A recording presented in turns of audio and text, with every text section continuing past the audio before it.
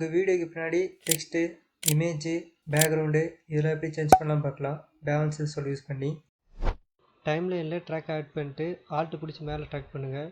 First layer விட்டு second layer வந்து add பண்ணிக்கோங்க. ஆட் பண்ண வீடியோ கிளிக் பண்ணிட்டு கலர் பேஜுக்குள்ளே வந்து போங்க. விண்டோ ஆப்ஷன் வந்து கிளிக் பண்ணுங்கள். கீழே வந்து பென் டூல் இருக்கும். பென் டூல் கிளிக் பண்ணி இப்போ வந்து உங்களுக்கு ட்ராப் பண்ணுங்கள். டைம் எடுத்து பொறுமையாக ட்ராப் பண்ணுங்கள். எல்லாம் வீடியோ முன்ன பின்ன வந்து போயிடும். உங்கள் வீடியோவில் அதிகமாக மூவ்மெண்ட் இல்லாமல் பார்த்துங்க. ஏன்னா வந்து ஃப்ரீ வெர்ஷன்.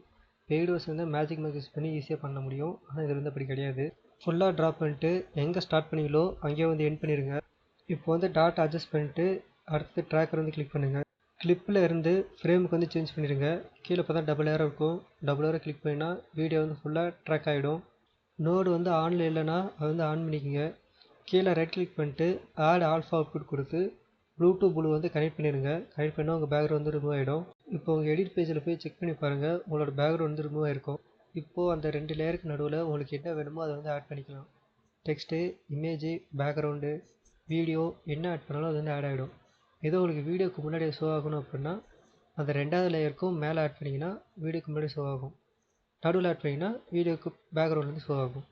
இது யூஸ் பண்ணுறது பார்த்தீங்கன்னா மாஸ்கிங்கிற டெக்னிக் தான் வீடியோ எடிட்டிங்கில். நிறைய வீடியோஸ் யூடியூப்பில் இருக்கும். அதை பாருங்கள். உங்களுக்கு இன்னும் நிறைய ஐடியா கிடைக்கும்.